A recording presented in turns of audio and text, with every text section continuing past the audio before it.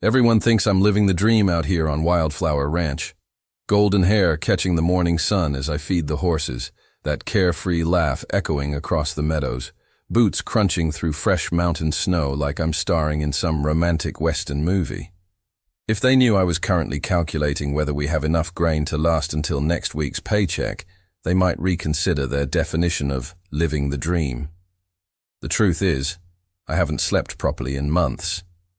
Every creak of this old farmhouse makes me wonder if it's another bill collector at the door. Every phone call sends my heart racing, and every time I look at Grandpa Ezekiel's weathered face across the breakfast table, I see new lines of worry that weren't there last year. Scarlett Rose Mackenzie, you're burning the bacon again. Grandpa's gruff voice cut through my spiraling thoughts. I yanked the cast iron pan off the burner, cursing under my breath. Even the bacon was fighting me today. At 24, I should have my life together, not be standing in my childhood kitchen wearing my dead father's flannel shirt, trying to stretch every dollar until it screams. Sorry, Grandpa. Mind was elsewhere. I know, darling, mine too. He folded his newspaper with hands that had worked this land for 67 years. That lawyer fella called again yesterday while you were in town. Says we got until Friday. Friday. 3 days to come up with money we didn't have, to save a ranch that had been in the Mackenzie family since 1887. 3 days to perform a miracle. The sound of expensive tires on gravel made us both freeze. Through the kitchen window, I watched a sleek black SUV roll up our dirt drive like a storm cloud bringing trouble. Behind it, a silver Bentley that looked more expensive than our entire annual income. Expecting company? I asked, though we both knew the answer. Grandpa's jaw tightened. Trouble don't need an invitation, sweetheart. The vehicle stopped in front of our wraparound porch, and I watched 3 men in dark suits emerge from the SUV. But it was the man stepping out of the Bentley that made my breath catch in my throat. Tall and broad-shouldered, he moved with the kind of confidence that comes from never having to check your bank balance before buying groceries. His dark hair was perfectly styled despite the mountain wind, and even from a distance I could see the sharp lines of an expensive suit that probably cost more than our mortgage payment. He surveyed our property like a king examining territory he was about to conquer, his cold gaze taking in the weathered barn, the horses grazing in the meadow, the vegetable garden I'd spent all summer nursing back to life. When his eyes landed on the house, I instinctively stepped back from the window. That's him, Grandpa said grimly. Caspian Blackwood himself. The name sent ice through my veins. I'd heard it whispered in town like a curse word. The ruthless business magnate who'd bought up half the county in the past 5 years, turning family ranches into luxury resorts and strip malls. They said he had ice water in his veins and considered human emotion a weakness to be exploited. A sharp knock echoed through the house, authoritative, impatient. Let me handle this, I said, smoothing down my flannel shirt. It wasn't much, but this was my home, my family, and I'd be damned if I'd cower. I opened the front door to find myself face to face with Caspian Blackwood and sweet Jesus. He was even more intimidating up close. Steel gray eyes that seemed to see straight through me, a mouth set in a hard line that suggested he'd never smiled in his life, and an aura of barely contained power that made me want to step back. But I held my ground. Mr. Blackwood, I kept my voice steady. You're early. Ms. Mackenzie. His voice was deep, cultured, with just a hint of something that might have been amusement. Actually, I'm 3 months late. Your grandfather has been avoiding my calls. Behind him, one of his suited men stepped forward with a briefcase. Ma'am, we're here about the outstanding debt on this property. The full amount is due immediately, or we'll be forced to begin foreclosure proceedings. I know why you're here. I crossed my arms, trying to look more confident than I felt. But this is our home. It's been in my family for over a century. Caspian's gaze never wavered from my face. Sentiment doesn't pay debts, Ms. Mackenzie. Your grandfather owes Blackwood Industries $200,000. Money that was borrowed against this property as collateral. $200,000. The number hit me like a physical blow. I'd known it was bad, but not this bad.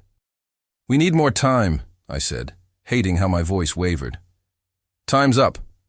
He stepped closer, and I caught the scent of expensive cologne and something else, something masculine and dangerous that made my traitorous pulse quicken. "However, I'm prepared to make you an alternative arrangement." Something in his tone made my skin prickle. "What kind of arrangement?" Those steel-gray eyes studied me with an intensity that made me feel like a butterfly pinned to a board. "Marry me." I blinked. "Excuse me?" 6 months, a marriage in name only. In exchange, your grandfather's debt disappears, and you receive $50,000 for your cooperation. The world seemed to tilt sideways. "You can't be serious." "I never joke about business, Ms. Mackenzie. I recently inherited a substantial trust fund, but there's a marriage clause in the will. I need a wife for 6 months to access the full inheritance. You need money to save your ranch. It's a mutually beneficial arrangement." "Mutually beneficial?" My voice rose. "You're talking about marriage like it's a business contract." "Because it is." His expression didn't change. "I'm offering you a solution to your problems. The only solution, as it happens." Behind me, I heard Grandpa's footsteps on the hardwood floor. "Scarlett, what's all the commotion about?" I turned to see him in the doorway, looking every one of his 73 years. This proud, strong man who had raised me after my parents died in a car crash, who had taught me to ride and rope and stand on my own 2 feet, was now facing the loss of everything because of medical bills he'd hidden from me and bad investments he'd made trying to keep the ranch afloat. "The gentleman was just leaving, Grandpa." "Actually," Caspian's voice cut through the air like a blade, "I was hoping to speak with you both, inside. This concerns your future, Mr. Mackenzie." Grandpa looked between us, his weathered face creased with confusion and worry. "Scarlett?" I wanted to slam the door in Caspian Blackwood's arrogantly handsome face. I wanted to tell him to take his insulting proposal and his expensive suits and his cold gray eyes straight to hell. But then I looked at my grandfather, really looked at him. At the tremor in his hands he tried to hide, the way he'd started favoring his left leg after his hip surgery, the defeat in his shoulders that hadn't been there when I was growing up. "5 minutes," I said finally, stepping aside to let them in. "You get 5 minutes."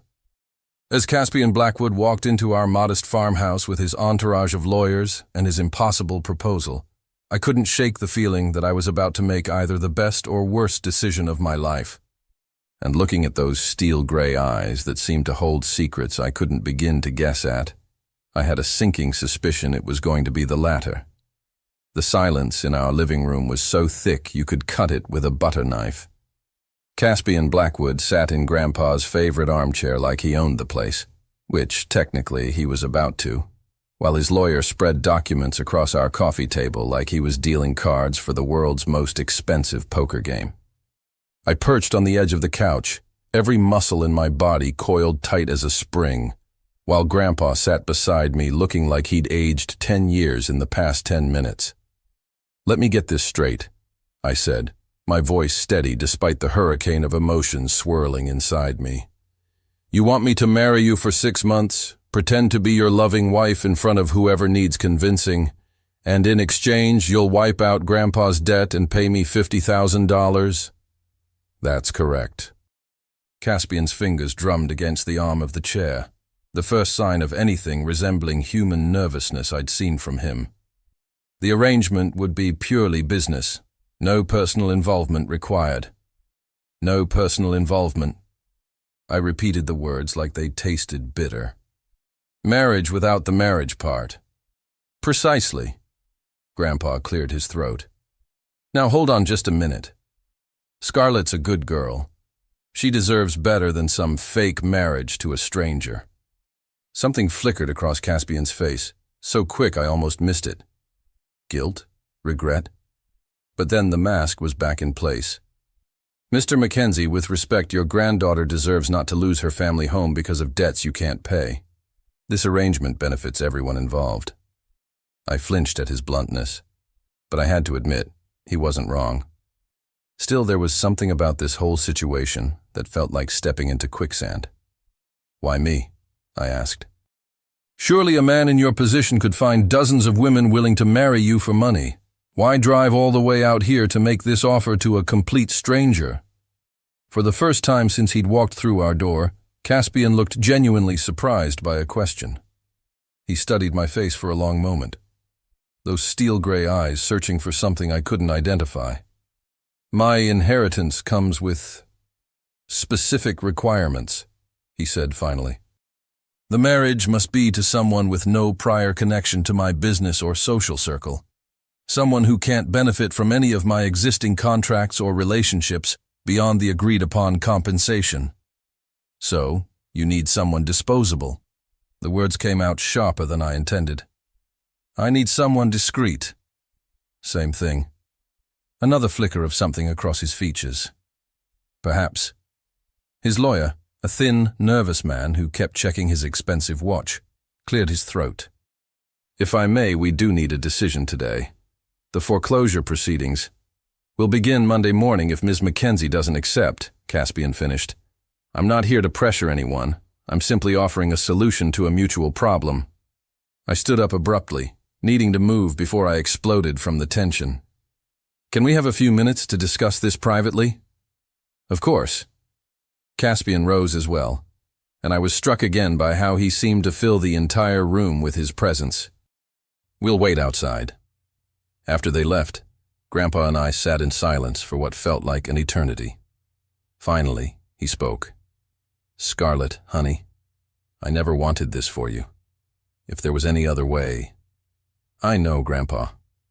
I took his weathered hand in mine. "Tell me the truth.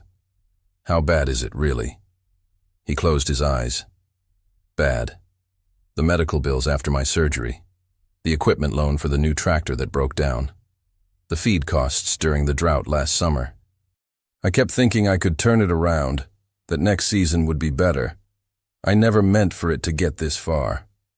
My heart broke for him. This proud man who had raised me to be strong and independent was now facing the loss of everything he'd worked for his entire life. "What do you think I should do?" "I think," he said slowly, "that Blackwood fella isn't telling us the whole story.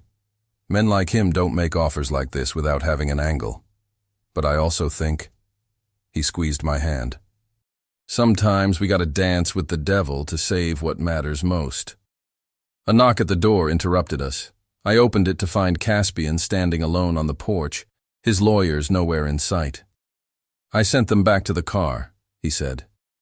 "I thought you might prefer to discuss this without an audience." I stepped outside, pulling the door closed behind me.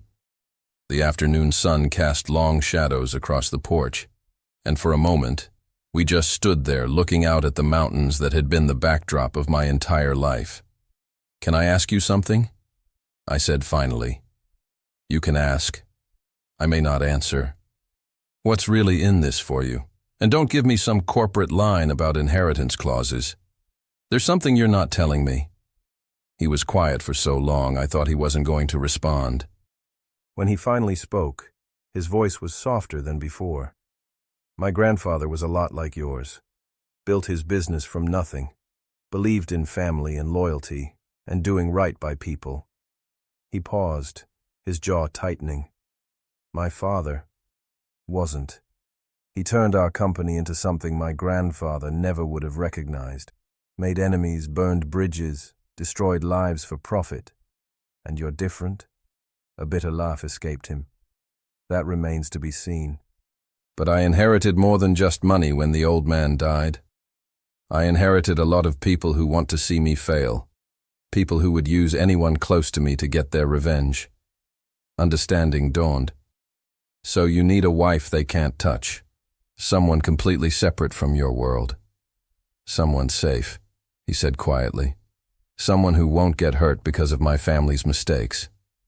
The vulnerability in his voice caught me completely off guard. For just a moment, the cold, calculating businessman facade cracked, and I caught a glimpse of something else underneath. Something that looked almost Lonely. What happens after 6 months? I asked. Quiet divorce. You go back to your life, I go back to mine. The ranch stays in your family, you have enough money to make improvements, and we both get what we need. I looked out at the horses grazing in the meadow, at the barn where Grandpa had taught me to ride, at the mountains that had watched over 4 generations of Mackenzie women. I need guarantees, I said, in writing. The debt forgiveness, the $50,000, and assurance that this arrangement stays strictly business. Something that might have been relief crossed his face. Of course. And I need your word that you won't try to change the terms once we're married. You have it. I turned to face him fully, and was surprised to find him closer than I'd expected. Close enough to see flecks of blue in those steel-gray eyes. Close enough to notice a small scar along his jawline that somehow made him look more human and less like a marble statue. Then I guess we have a deal, Mr. Blackwood. He extended his hand. Caspian, I think we can drop the formalities, considering. I shook his hand, trying to ignore the way my pulse jumped at the contact. Scarlett, I know. The corner of his mouth lifted in what might have been the beginning of a smile. I'll have the contracts drawn up tonight. We can sign them tomorrow. As he walked back toward his car, I called after him. Caspian? He turned. Thank you for saving the ranch. He studied my face for a long moment. Don't thank me yet, Scarlett. You might regret this before it's over. As I watched him drive away, I couldn't shake the feeling that he was right. But regret was a luxury I couldn't afford. Not when Grandpa's legacy was on the line. I just hoped I wasn't about to discover that some prices are too high to pay, no matter how desperate you are. I spent the entire night staring at the ceiling, wondering if I'd lost my mind. Every time I closed my eyes, I saw those steel-gray eyes and that almost smile that had made my treacherous heart skip a beat. By dawn, I'd convinced myself at least 6 times to call the whole thing off. And 6 times I'd talked myself back into it. The contracts arrived at exactly 9 a.m., delivered by the same nervous lawyer who'd visited yesterday. Mr. Harold Pemberton spread the documents across our kitchen table like he was performing surgery, his hands trembling slightly as he explained each clause. Standard marriage certificate here, non-disclosure agreement there, financial arrangements outlined in Section 12. He pointed to various paragraphs with his gold pen. Everything is exactly as Mr. Blackwood specified. I read every word twice, looking for loopholes or hidden clauses that might come back to bite me. But it was all surprisingly straightforward. 6 months of marriage, complete debt forgiveness for Grandpa, $50,000 for me, and a clean divorce at the end. Where do I sign? I asked, picking up the pen. Scarlett. Grandpa's voice was heavy with concern. You sure about this, darling? I looked around our kitchen, at the worn linoleum floors, the mismatched chairs, the coffee mug rings on the wooden table that told the story of countless family breakfasts. This room had seen 4 generations of Mackenzie women making hard choices to protect what mattered most. I'm sure, Grandpa. My signature looked surprisingly steady for someone whose hands were shaking inside. Excellent, Mr. Pemberton said, gathering the papers. The wedding is scheduled for this Friday at the courthouse in Denver. Mr. Blackwood will send a car to collect you at 10 a.m. Friday, 3 days away. 3 days to prepare for a fake marriage to a man I'd known for exactly 24 hours. What about clothes? I asked, suddenly panicked. I don't have anything appropriate for... Mr. Blackwood has arranged for a stylist to visit tomorrow, Mr. Pemberton interrupted. Everything will be provided. Of course it would. Caspian Blackwood struck me as the type of man who controlled every detail, every variable. The thought should have been comforting, but instead it made me feel like a doll being dressed up for someone else's show. After the lawyer left, I tried to go about my normal routine, feeding the horses, checking the fence line, helping Grandpa with repairs in the barn. But everything felt different now, like I was watching my life through glass. You're thinking too hard, Grandpa said as we fixed a broken stall door. I can practically hear the gears grinding from here. Just trying to figure out what I've gotten myself into. He chuckled, a sound that held no humor. In my experience, when a man like Blackwood offers something that seems too good to be true, it usually is. But sometimes, he hammered a nail with more force than necessary. Sometimes you gotta take the devil's bargain and hope you're smart enough to outsmart the devil. The next morning brought the stylist, a sharp-eyed woman named Victoria who looked like she'd stepped out of a fashion magazine. She arrived in a van filled with enough clothes to stock a small boutique. Mr. Blackwood has very specific requirements for his wife's wardrobe, she announced, eyeing my jeans and flannel shirt with barely concealed horror. Elegant but not flashy, expensive but understated. You'll need to look the part of Mrs. Blackwood at all times. For the next 4 hours I was poked, prodded, measured, and dressed in more outfits than I'd worn in the past year combined. Cocktail dresses, business suits, casual wear that probably cost more than my truck, and finally, a wedding dress that made my breath catch. It was simple, but stunning. Ivory silk that flowed like water, with delicate lace at the sleeves and neckline. When I looked in the mirror, I barely recognized myself. Perfect, Victoria declared. Mr. Blackwood will be very pleased. Something about the way she said it made my skin crawl, like I was a product being prepared for market. Thursday evening, I was sitting on the porch with Grandpa, watching the sunset paint the mountains in shades of gold and purple, when the sound of an engine interrupted our peaceful silence. But instead of the black SUV I'd expected, a motorcycle roared up our drive. Caspian Blackwood swung his leg over the bike and pulled off his helmet, and sweet, merciful Jesus, the man in leather was even more devastating than the man in a suit. His dark hair was mussed from the ride. His white t-shirt clung to muscles I hadn't noticed under the expensive suits. And there was something almost human about him like this. "Evening," he said, climbing the porch steps. "Hope you don't mind the surprise visit." "Not at all," I managed, trying not to stare at the way his jeans hugged his thighs. "What brings you out here?" "Wanted to make sure you're ready for tomorrow, and to give you this." He pulled a small velvet box from his pocket. My heart did something acrobatic in my chest. "What is it?" "Wedding ring. Can't very well get married without one." "Of course. A prop for the performance." I opened the box and gasped. The ring was stunning. A simple solitaire diamond that caught the last rays of sunlight and threw them back in brilliant sparkles. "It's beautiful," I whispered. "It was my grandmother's." He said it quietly, almost like he hadn't meant to share that information. I looked up at him in surprise. "Caspian, I can't wear your grandmother's ring for a fake marriage. It's too personal." A wry smile touched his lips. "She would have liked you, I think. She always said the Mackenzie women had backbone. You knew about my family. I know about everyone in this county, Scarlett. It's my business to know." He sat down on the porch railing, and for a moment he looked less like a ruthless businessman and more like just a man. "Your great-grandmother once told my grandfather to go to hell when he tried to buy this land back in 1962. Despite everything, I laughed. That sounds like great-grandma May. She also sent him home with a black eye and a jar of her prize-winning apple butter. She was complicated like that." We sat in comfortable silence for a while, watching the stars emerge in the darkening sky. It was probably the most relaxed I'd felt since this whole crazy situation began. "Cold feet?" he asked suddenly.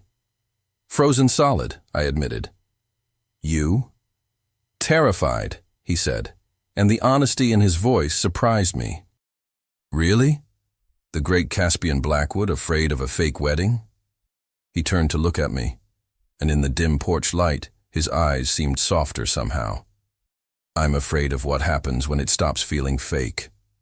The words hung in the air between us like a challenge, and I felt something shift in my chest, something dangerous and warm, and absolutely not part of our business arrangement. "It won't," I said quickly. "This is just a contract. 6 months and done." Right, he agreed, but he didn't look away. Just a contract. But as he put the ring on my finger, and as it fit perfectly, like it had been made for me, I couldn't shake the feeling that we were both lying.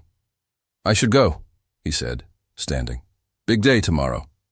Caspian? I called as he reached his motorcycle. Yeah? Thank you. For the ring. For everything. He studied my face in the moonlight. Ask me again in 6 months if you still feel like thanking me. As he drove away, I sat on the porch spinning his grandmother's ring around my finger, wondering what the hell I'd gotten myself into. Tomorrow I would become Mrs. Caspian Blackwood.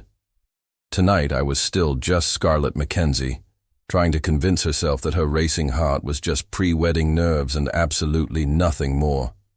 The Denver courthouse looked like every government building ever constructed, all concrete and glass and bureaucratic indifference. Standing on the steps in my ivory silk dress, clutching a bouquet of wildflowers that Grandpa had picked from our meadow this morning, I felt like I was about to walk into my own execution. You look beautiful, darling, Grandpa said, straightening his best tie for the 3rd time. Your mama would be so proud. Would she? Would she be proud that her daughter was about to marry a stranger for money? I pushed the thought away. This wasn't about love or dreams or fairy tale endings. This was about survival. The Blacktown car pulled up precisely at 11, and my heart started hammering against my ribs like a trapped bird. Through the tinted windows, I could see Caspian's silhouette, and even that was enough to make my mouth go dry. He stepped out wearing a charcoal gray suit that fit him like it had been sewn onto his body, and for a moment, I forgot how to breathe. His dark hair was perfectly styled, his steel gray eyes were unreadable, and he looked every inch the powerful businessman he was. But when his gaze found mine across the courthouse steps, something flickered in those cold eyes.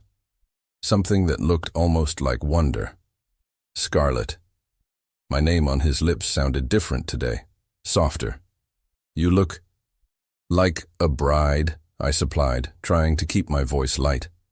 Like trouble, he said quietly, and I couldn't tell if that was good or bad. Grandpa shook Caspian's hand with the firm grip he reserved for men he was sizing up. You take care of my girl, you hear? I will, sir. The simple promise, delivered with absolute sincerity, did something dangerous to my resolve. This was supposed to be fake, business only, no emotions involved. So why did my heart skip when he offered me his arm? Inside the courthouse, everything happened in a blur of paperwork and official procedures. The justice of the peace, a kind-eyed woman in her 60s, led us through the legal requirements with efficient warmth. Do you have rings? She asked. Caspian reached into his pocket and withdrew a simple platinum band. When had he gotten that? I slipped his grandmother's ring off my right hand and back onto my left, the diamond catching the fluorescent lights. Now then, the justice said, opening her worn book.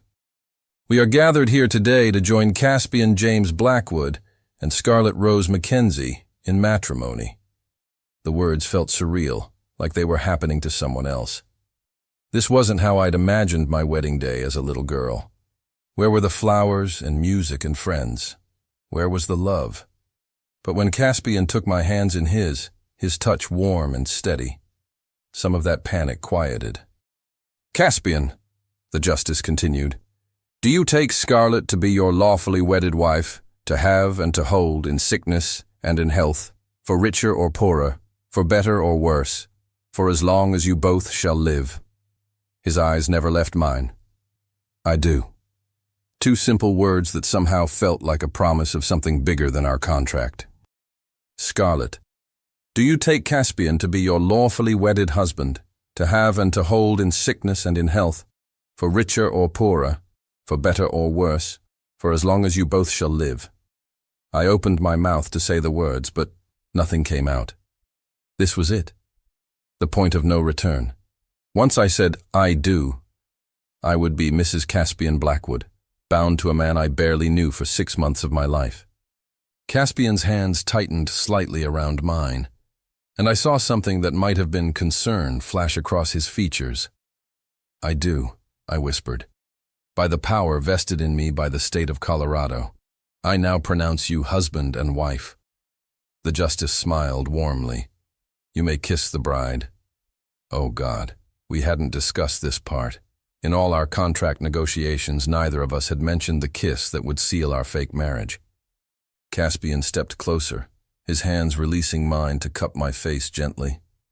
For a moment we just looked at each other, and I could see my own uncertainty reflected in his eyes. "For the audience," he murmured, so quietly only I could hear. "Right. For Grandpa and the Justice and anyone else who might be watching. Just part of the performance." His lips touched mine, soft and warm and completely unexpected. What was supposed to be a brief, perfunctory kiss lingered, deepened, became something else entirely. Something that made my knees weak and my heart race and every logical thought in my head scatter like leaves in the wind. When we finally broke apart, I felt dizzy. Caspian's eyes were darker than before, and his breathing seemed slightly unsteady. "Well," the justice said with obvious delight, "that was lovely. Congratulations, Mr. and Mrs. Blackwood." Mrs. Blackwood.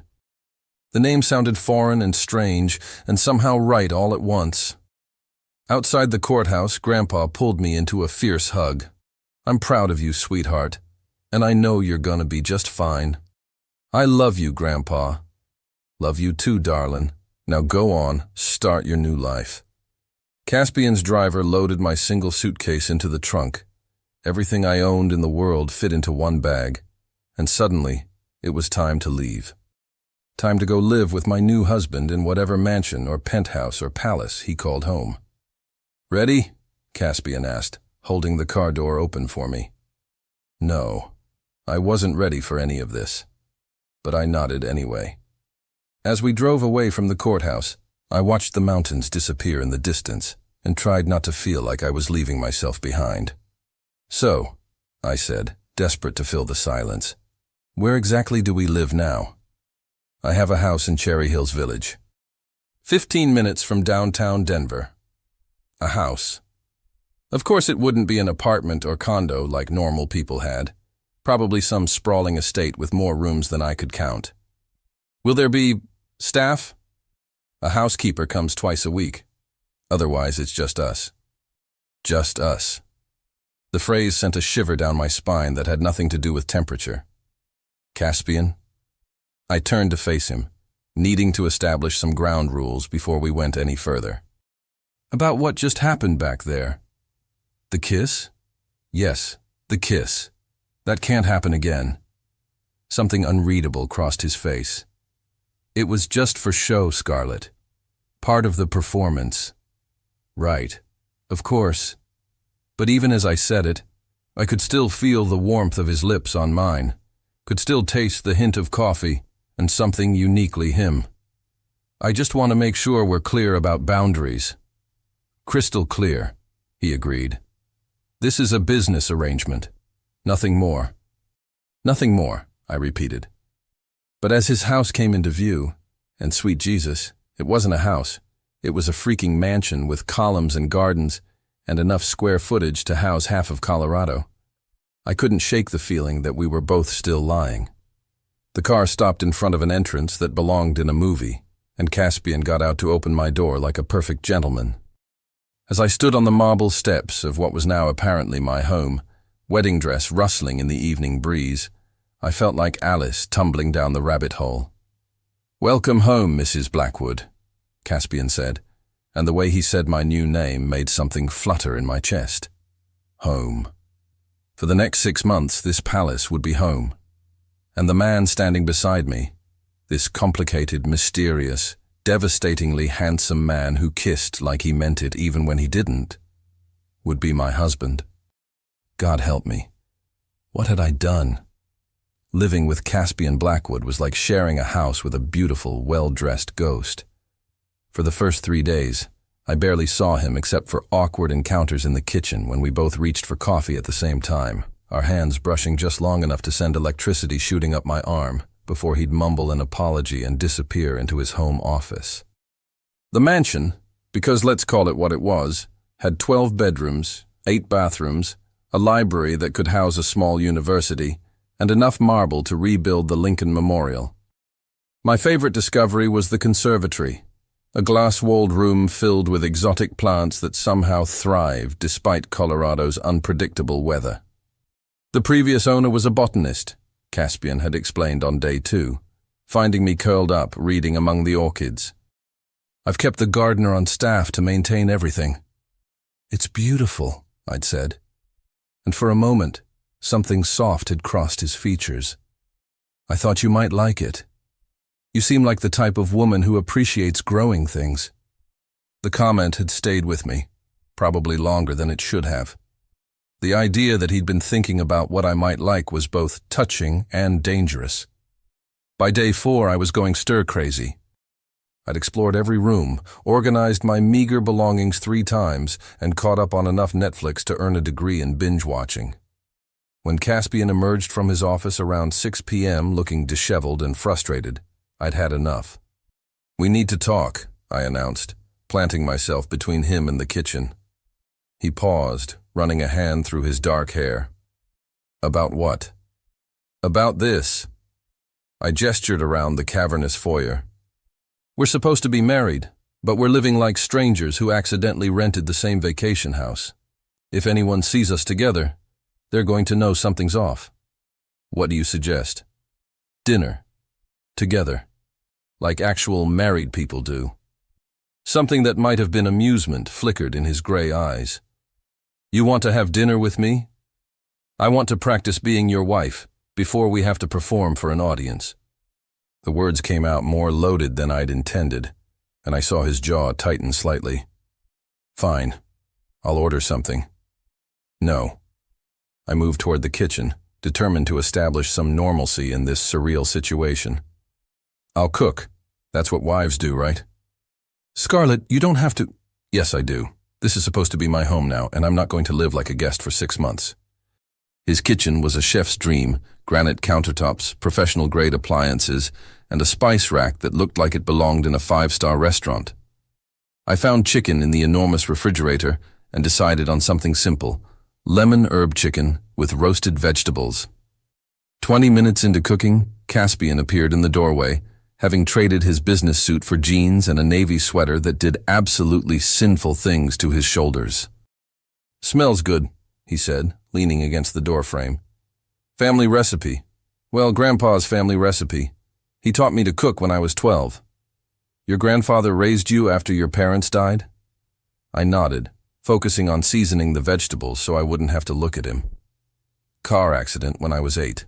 Drunk driver ran a red light." "I'm sorry." The sincerity in his voice made me glance up. "What about your parents?" His expression shuddered.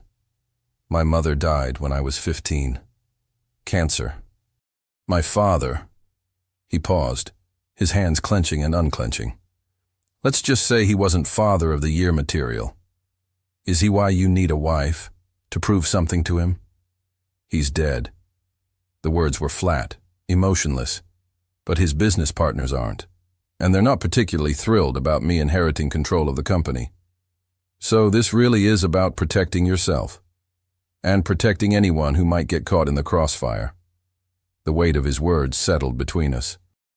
This wasn't just about money or inheritance clauses. There were real dangers in his world, real threats to real people. "Have you ever been married before?" I asked, desperate to lighten the mood. "For real, I mean?" "Once." He moved into the kitchen, opening a bottle of wine I definitely couldn't pronounce. "Her name was Isabella. We were engaged for 2 years. Something twisted in my stomach that felt suspiciously like jealousy. "What happened?" "She decided she preferred my best friend's company to mine. Apparently I work too much and feel too little." "Ouch." Her words, not mine. He poured 2 glasses of wine, offering me one. "What about you? Ever come close to walking down the aisle?" "Once. His name was Jake Morrison. We dated through high school and into college." I accepted the wine gratefully. "He proposed right before graduation." "What happened?" I said no. I took a sip of wine. God, it was good, probably worth more than my truck, and tried to find the right words. He wanted me to give up the ranch, move to Chicago, become some corporate wife who throws dinner parties and plays tennis at the country club. He couldn't understand why I'd want to stay in Colorado, why I cared about preserving something that had been in my family for generations. So you chose the ranch over love? The question caught me off guard. I chose authenticity over settling. Jake never saw the real me. He saw the potential for what he could make me into. Caspian was quiet for a long moment, studying me with those intense gray eyes. And now you're married to another man who's trying to make you into something you're not. Are you? I challenged. Because so far you've let me wear jeans and cook dinner and read in your conservatory. You haven't tried to change me into some society wife. Yet, he said quietly.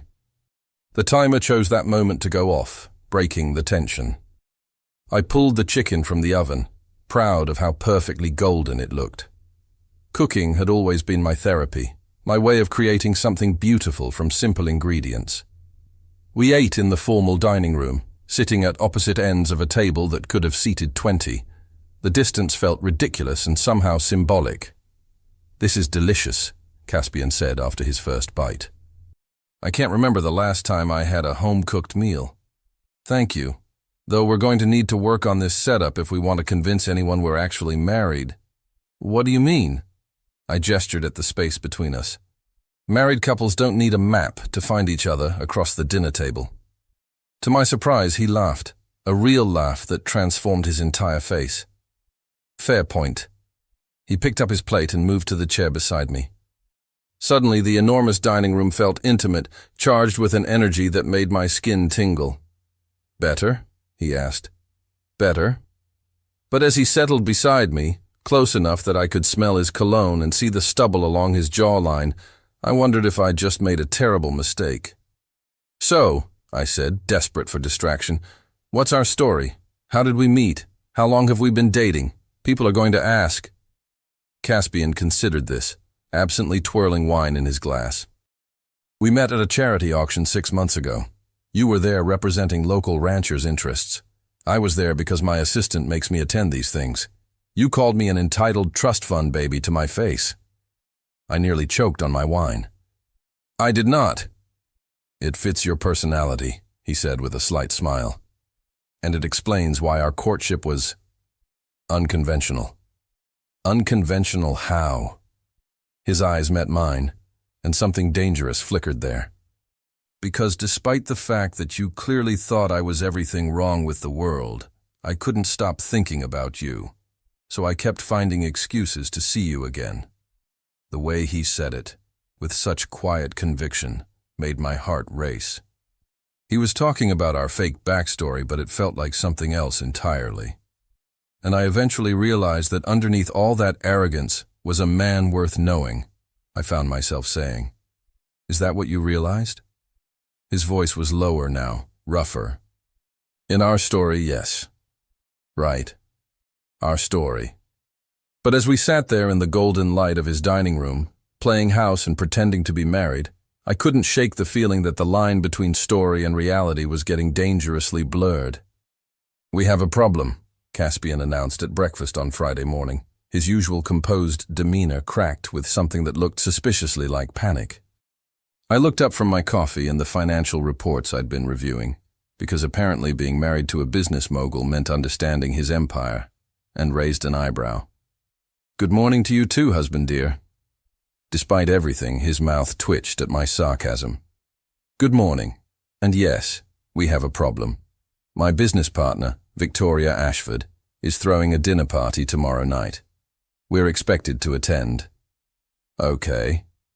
I set down my mug carefully. That's what married couples do, right? Attend dinner parties? This isn't just any dinner party, Scarlett. Victoria has been trying to undermine my position in the company since my father died. She'll be watching our every move, looking for any sign that our marriage isn't legitimate. The weight of what he was saying hit me. Our first real test. Our first time performing as a married couple in front of people who had every reason to doubt us. What kind of people will be there? Business associates, old money families, the kind of people who can smell desperation from across a ballroom. He ran a hand through his hair, messing up the perfect styling. They'll expect you to know things about me, about my life, about our relationship. They'll ask questions. Then we better get our story straight. I stood up, suddenly energized by the challenge. Tell me everything.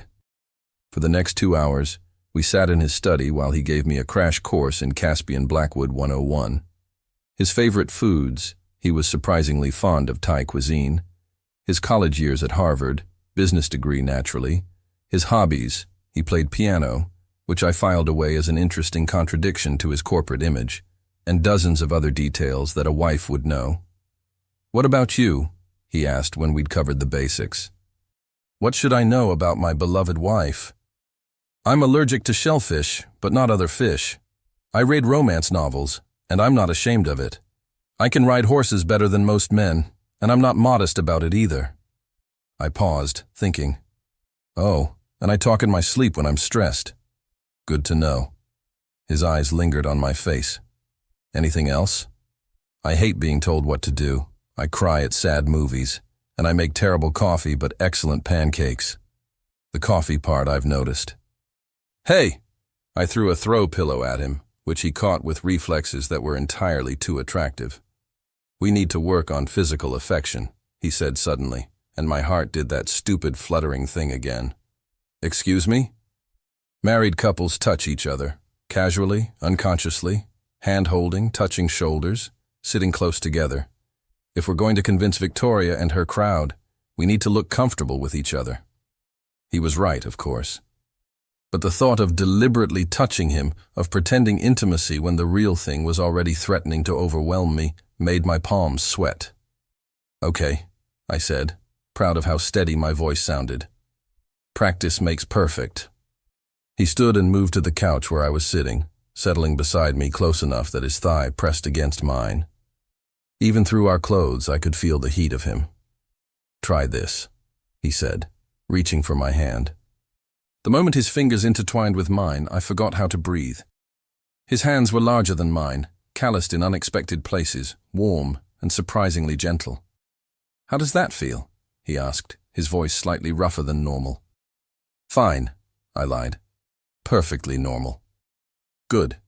Now try. He lifted our joined hands and placed them on his knee, then put his other arm around my shoulders, drawing me closer to his side. I fit against him like I'd been designed for that exact spot. I could smell his cologne, feel the steady rhythm of his breathing, and it took every ounce of willpower I possessed not to turn my face into his neck and just inhale. This is good, he said quietly. Natural. Too natural. That was the problem. What about kissing? I asked, then immediately regretted it when his arm tightened around me. What about it? Married couples kiss. People will expect it. He was quiet for so long, I thought he wasn't going to respond. When he finally spoke, his voice was carefully controlled. We'll cross that bridge when we come to it. But even as he said it, I could feel his gaze drop to my lips, and the memory of our wedding kiss hung between us like a challenge.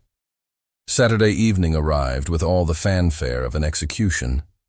Victoria Ashford's house in Cherry Creek was a monument to excess, bigger than Caspian's, flashier, designed to intimidate rather than welcome.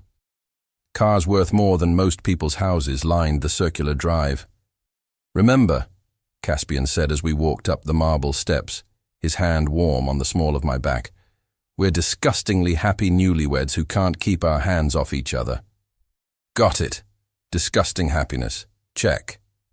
The front door opened before we could knock, revealing a woman who looked like she'd stepped out of a fashion magazine and then been dipped in diamonds. Victoria Ashford was stunning in that sharp, predatory way that made me immediately understand why she was dangerous. Caspian, she purred, air-kissing his cheeks while her calculating blue eyes assessed me over his shoulder. And this must be the famous Mrs. Blackwood. Scarlett, I said, extending my hand with what I hoped was confident warmth. Thank you so much for including me tonight. Of course, darling. I'm simply dying to get to know the woman who finally tamed our Caspian. Her smile was all teeth. You must tell me all about your whirlwind romance. Before I could respond, Caspian's arm snaked around my waist, pulling me close against his side. "Now, Victoria, you know how private I am about personal matters." His voice was light, but I could feel the tension in his body. "Some stories are too precious to share." "How romantic," Victoria said, but her eyes were already scanning for weaknesses. "Come, let me introduce you to everyone." The next hour was a masterclass in social warfare. Every conversation felt like a minefield, every question a test. Where did we meet? How long had we been dating? When did he propose? Victoria's friends asked with the kind of casual cruelty that came from a lifetime of drawing blood at dinner parties. But Caspian was brilliant. He answered each question with just the right mix of affection and privacy, his hand never leaving some part of me, my back, my shoulder, my waist. He told our fake story like it was the most beautiful truth in the world. "She called me an entitled trust fund baby," he said with a laugh when someone asked about our first meeting. "Right to my face at the Habitat for Humanity fundraiser." "You were being an entitled trust fund baby," I shot back, falling into the rhythm of our pretend banter. And I knew in that moment that I was either going to marry her or she was going to be the death of me. The way he said it, looking down at me with such convincing adoration, made my heart skip. For a second, I almost believed it myself. "How wonderfully unconventional," said Mrs. Hartford, a society matron who looked like she'd been preserved in amber since 1952. "And when did you know you were in love?" The question hung in the air like a trap. This wasn't part of our prepared story. We'd focused on facts and timeline, not emotions. I felt Caspian tense beside me, and for the first time all evening, he seemed at a loss for words. "The night he showed up at my ranch with a flat tire and no cell service," I heard myself say. "It was pouring rain, and he looked so miserable and lost. I invited him in for coffee, and we talked until sunrise about everything and nothing. And somewhere between him helping me feed the horses and making terrible pancakes for breakfast, I realized that underneath all that armor was a man I could love for the rest of my life." The words came out so naturally, painted with such genuine emotion, that for a moment I forgot they weren't true. I looked up at Caspian and found him staring at me with an expression I couldn't read. "And when did you know?" Mrs. Hartford asked him. Caspian's eyes never left mine. The moment she defended me to her grandfather without even knowing if I deserved it. She has this fierce loyalty, this way of seeing the best in people even when they can't see it themselves. I knew then that I wanted to spend the rest of my life trying to be worthy of her faith in me. The words hit me like a physical blow. The sincerity in his voice, the way he was looking at me like I really was the most precious thing in his world. It was too much. "Excuse me," I managed. "I need some air." I escaped to Victoria's elaborate garden, my heart pounding and my hands shaking. What the hell was happening to me?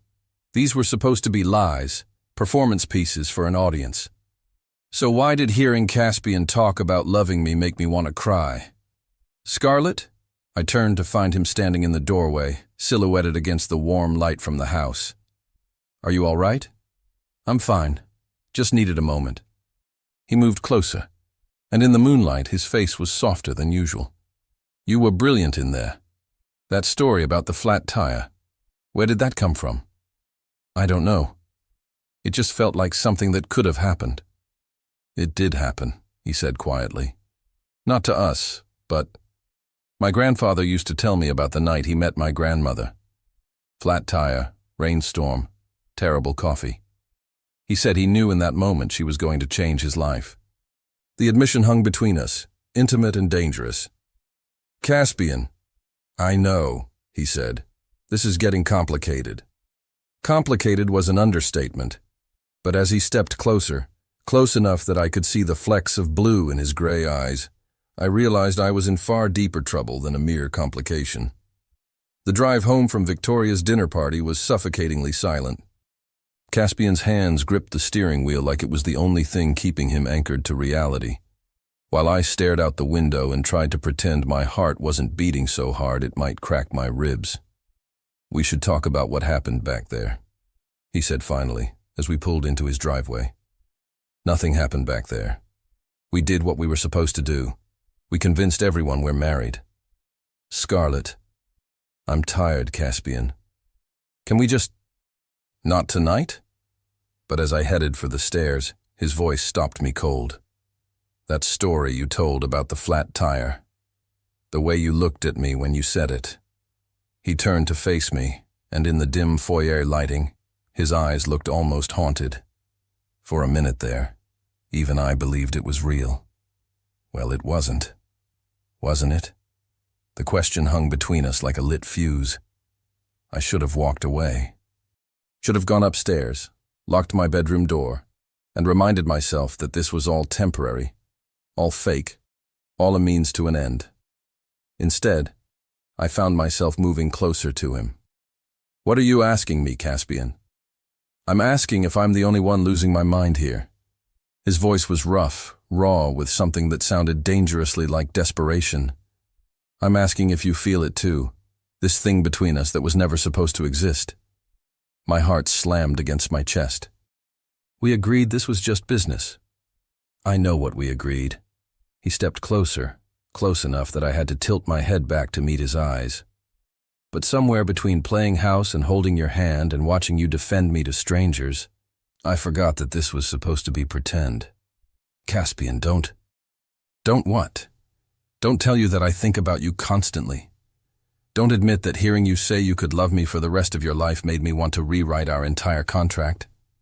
His words hit me like physical blows, each one chipping away at the careful walls I'd built around my heart. This is crazy, I whispered. We barely know each other. I know you talk to the horses when you think no one's listening. I know you read the financial reports I leave on the kitchen counter because you want to understand my world. I know you get this little crease between your eyebrows when you're worried, and that you hum when you cook. He reached up to touch my face, his thumb tracing the exact crease he'd just mentioned. I know that 3 weeks ago, I thought I understood what I wanted from life. And now, he shook his head. Now I can't imagine going back to who I was before I met you. Stop. The word came out as a broken whisper. Please, just stop. Why? Because in 3 months, this ends. Because you'll realize that I'm just a small-town girl who doesn't belong in your world, and I'll go back to my real life, and none of this will matter. What if it doesn't have to end? The question shattered something inside me. Don't. Don't give me hope for something that can't exist. Why can't it? Because I've seen this movie, Caspian. The rich guy falls for the simple girl, and for a while it's beautiful and perfect, and then reality sets in. The differences become too much, the worlds don't mesh, and someone gets their heart broken. And you think that someone would be you? I think that someone would be me, I confirmed, hating how my voice cracked on the words. For a moment, he just looked at me, and I saw something that might have been pain flicker across his features. What if you're wrong? What if I'm the one who gets his heart broken when you decide I'm not worth staying for? The vulnerability in his voice nearly undid me completely. This powerful, controlled man was standing in his own foyer, offering me his heart like it was something fragile and precious, and I was too terrified to take it. I should go to bed, I said instead. Scarlett, wait. But I was already running up the stairs, fleeing from a conversation that felt too big, too important, too real for our fake marriage. I made it to my bedroom and closed the door before the tears started. What was wrong with me? 3 weeks ago, my biggest worry was whether we could afford grain for the horses. Now I was crying over a man I was supposed to marry for business reasons only. A soft knock at my door made me freeze. Scarlett? Can I come in? I'm fine, Caspian. Just tired. Please, 5 minutes. Against my better judgment, I opened the door. He stood in the hallway looking more disheveled than I'd ever seen him. His perfect hair messed up from running his hands through it, his tie loose around his neck. I'm sorry, he said immediately. I pushed too hard, too fast. I know this isn't what you signed up for. It's not your fault. This is all so confusing. Can I tell you something? I nodded, not trusting my voice. I've never been good at relationships. Isabella was right about that. I work too much. I feel too little. I keep people at a distance because it's safer. He leaned against the doorframe, suddenly looking exhausted. But with you, it's different. You make me want to be different. Caspian. I'm not asking you to feel anything you don't feel. I'm just asking you not to run from what we both know is happening here. And what if what's happening is just proximity?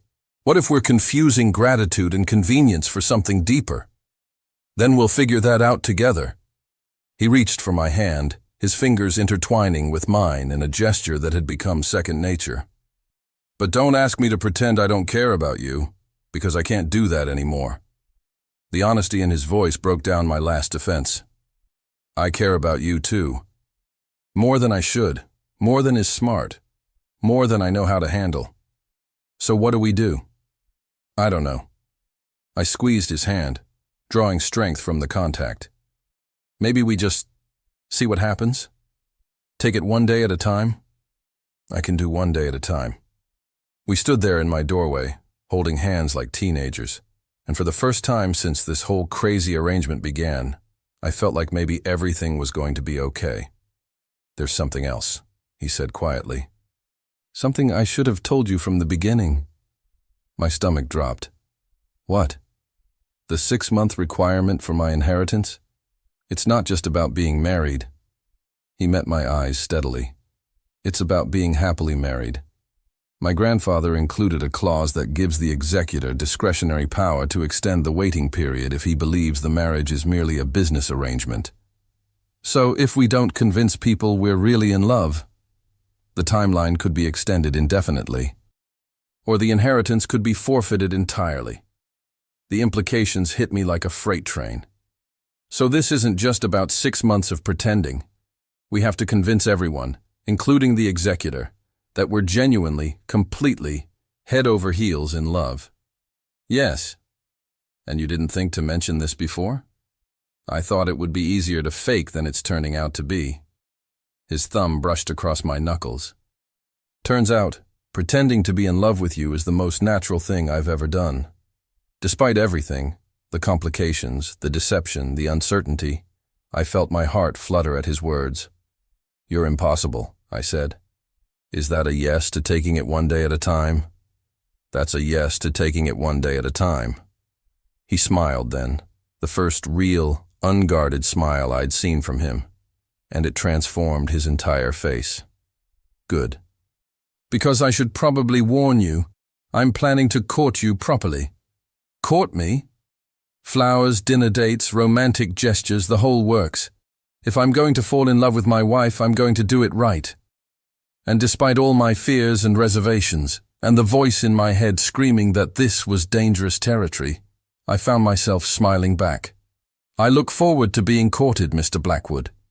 Good night, Mrs. Blackwood.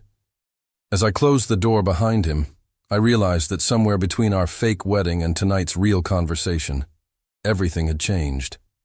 I was no longer pretending to be in love with my husband. I was actually falling for him.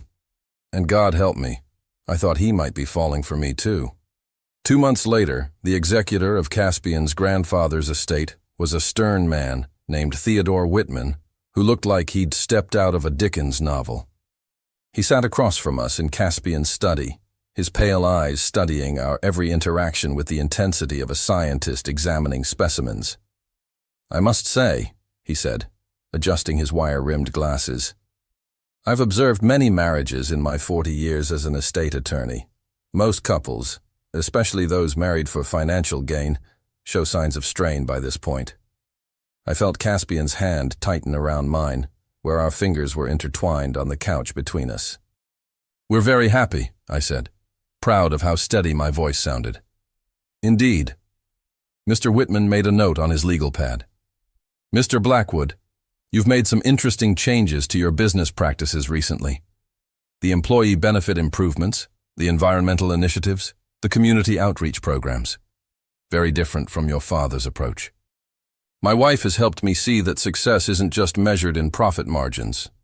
Caspian replied, his thumb brushing across my knuckles in a gesture that had become as natural as breathing. It wasn't entirely a lie.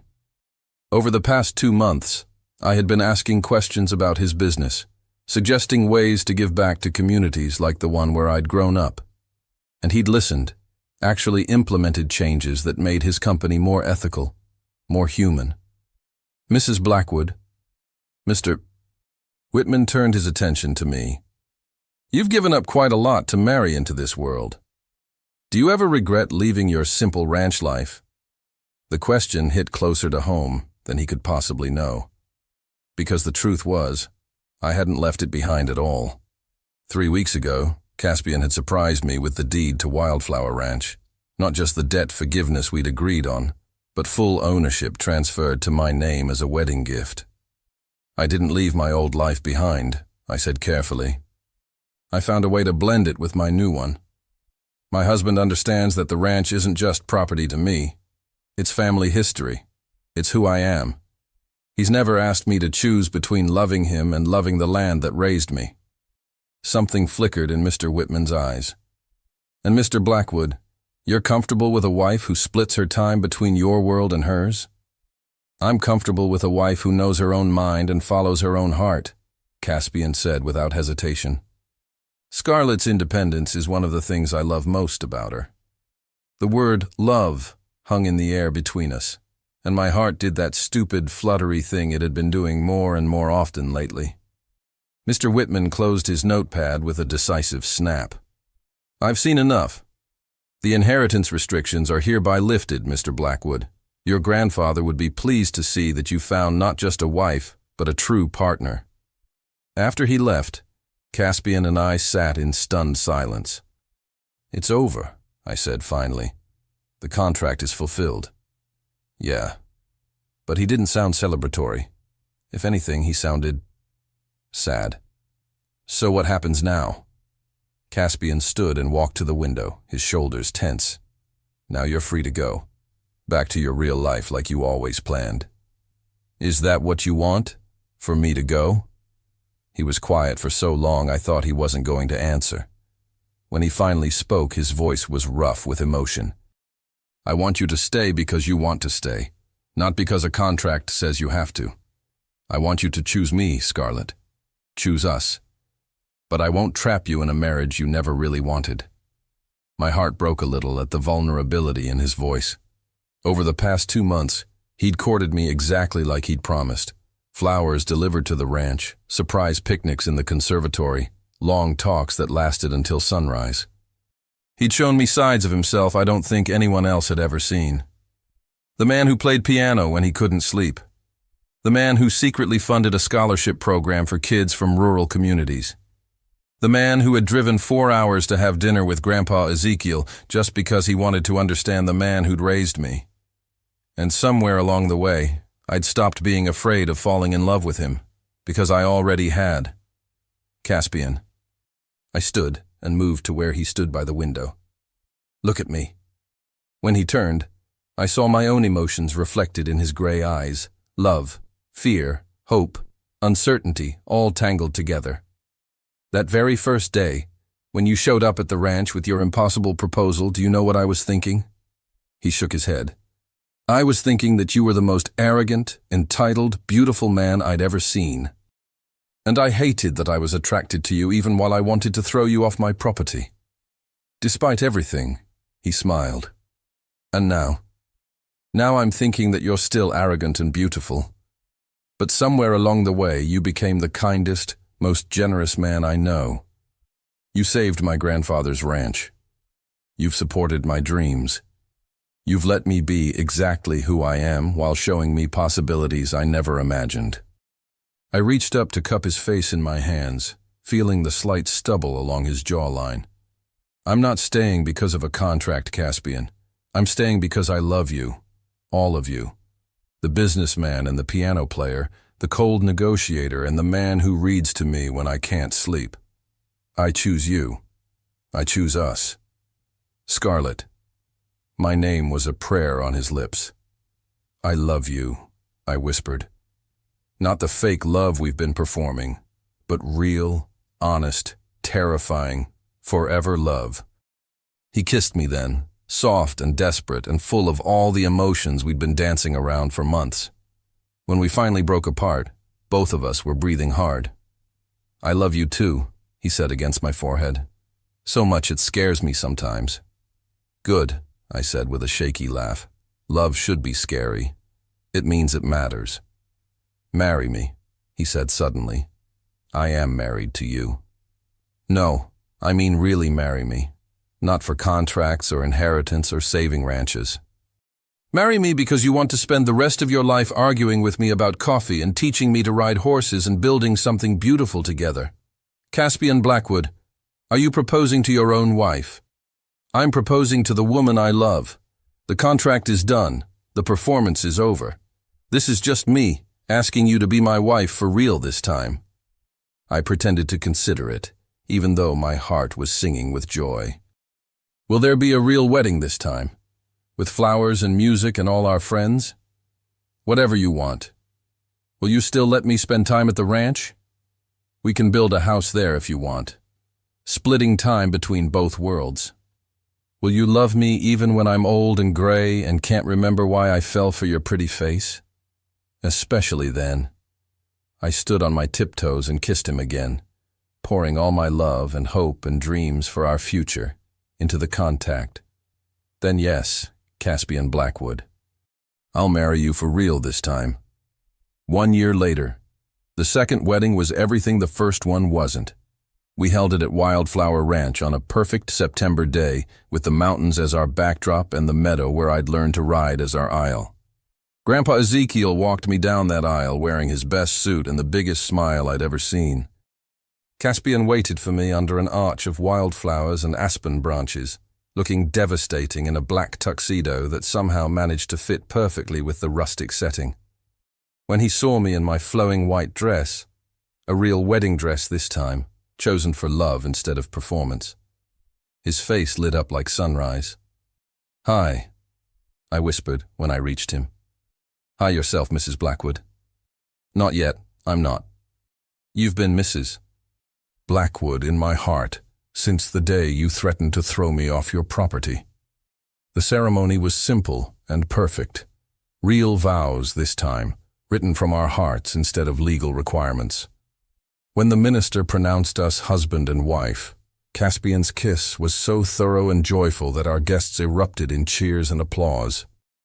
At the reception, we danced to music played by the local high school band, ate barbecue and my grandmother's apple pie recipe, and celebrated with everyone who mattered to us, ranch hands and CEOs, local families and business associates, all mingling together under string lights and stars.